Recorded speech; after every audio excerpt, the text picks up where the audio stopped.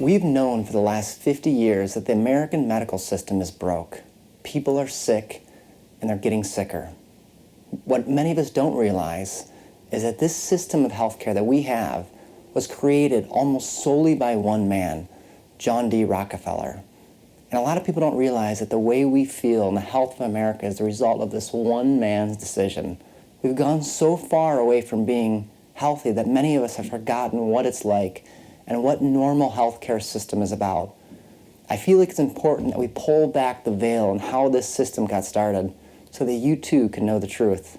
100 years ago, America was buzzing with healers, like homeopathic physicians, naturopaths, herbologists, body workers like chiropractic and osteopathic physicians. Patients had a choice. They had a choice to use allopathic doctors or natural healers, and the two professions had ongoing debates. Allopathic doctors referred to themselves as heroic and believed it was their job to aggressively drive disease from the body. They based their practices on what they considered scientific, but most people had a natural mistrust of this scientific medicine because their techniques involved things like bloodletting, tobacco enemas, and barbiturates for sleep. At the turn of the century, allopathic doctors' default medicine was something called the blue pill, which we know today contains 33% toxic mercury, and it was frequently prescribed for almost all conditions, and things like tuberculosis, constipation, toothaches, parasitic infections, childbirth, you name it. Ironically, Rockefeller, like most people today, flatly refused medicine, and his own personal physician was a homeopathic physician. On the flip side were empiric healers, or holistic healers. Empiric means to treat based on observation and experience. They believe in stimulating the body's own healing capabilities. They use herbs, homeopathy, manual manipulation, vegetable products, diet, and other such natural treatments. They base their treatments on careful, recorded observations that are often passed through generations of wise humans. The balance of physicians, allopathic and holistic, remained pretty equal through most of American history until enter John D. Rockefeller. His dark intentions of profit cloaked in philanthropy is what grew the medical system that we have today, along with the nonprofit industrial complex. Rockefeller in 1892 hired a man named Simon Flexner as the director of his Institute of Medical Research. Simon influenced his brother Abraham Flexner to write a report to be presented to Congress under the auspices of the Carnegie Foundation. The point of this report was to mold the medical system in this country to favor their plan to sell snake oil. He used the Carnegie Foundation, a philanthropic organization, as a front, since he needed a layer of deniability between his direct interests and the new system of healthcare that he was rigging.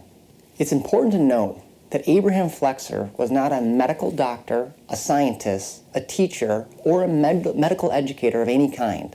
In fact, he was a preacher, making him completely unauthorized to write such a report. In this report, his goal was to categorize what he believed was scientific and unscientific. And in 1910, the Flexner Report disseminated the falsehoods under the guise of science and ruthlessly slandered all, quote, unquote, unscientific methods of healing.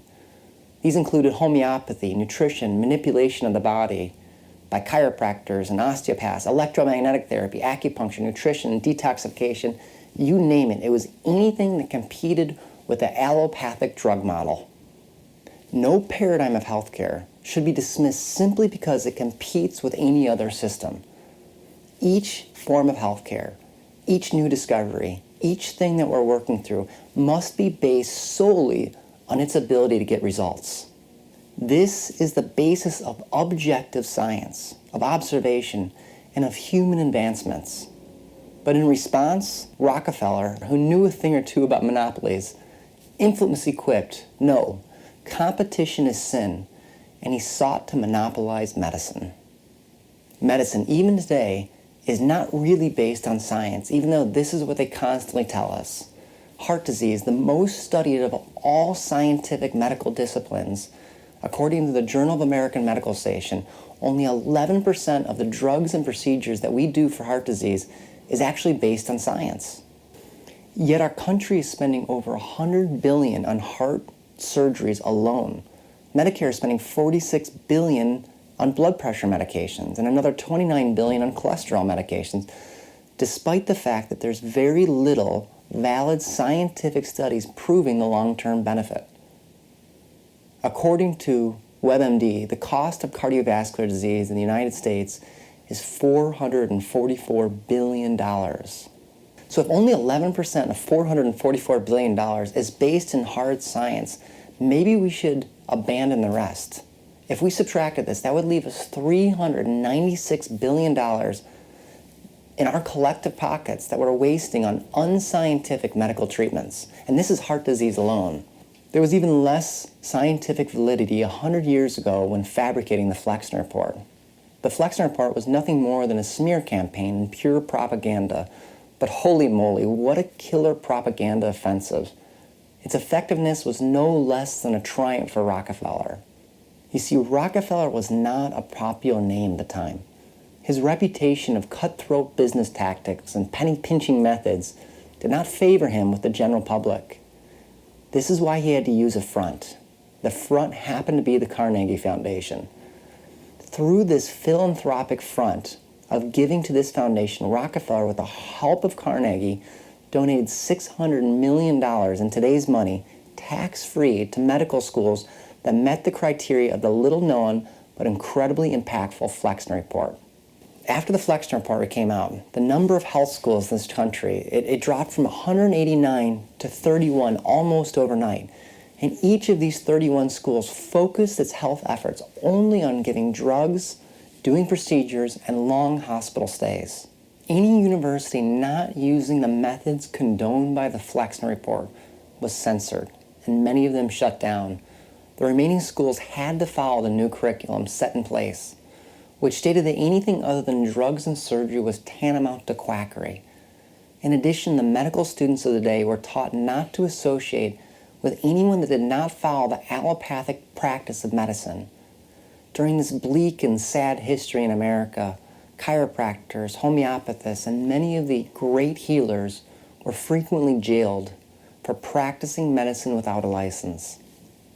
For the next 20 years, the Rockefellers sought to begin to start or get controlling interest in almost all the major drug companies of the world.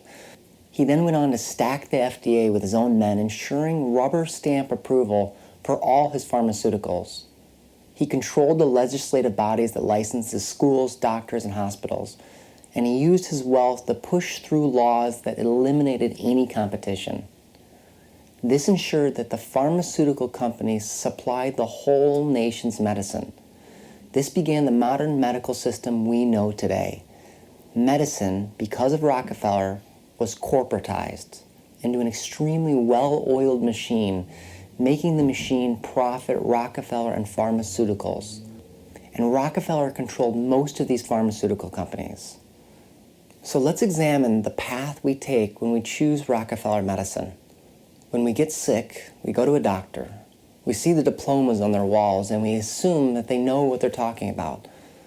They continue to lead us down this path. They give us drugs, surgery, procedures, never telling us what the other option is. We continue along this zombie path.